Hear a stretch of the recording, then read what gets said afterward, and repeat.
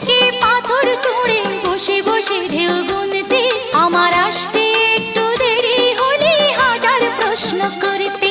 আজ সময়ের